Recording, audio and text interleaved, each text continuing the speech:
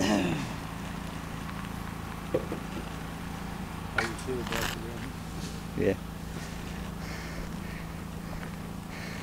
Okay, here's the finish out.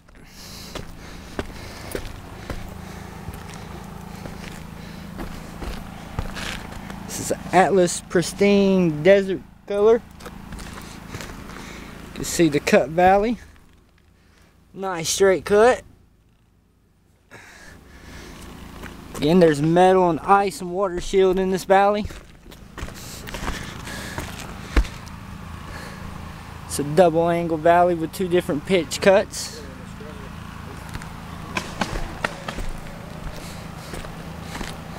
Also put this new chimney cap on.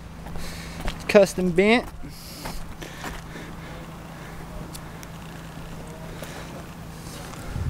Some high points to divert the water off of it. Keep all the water out.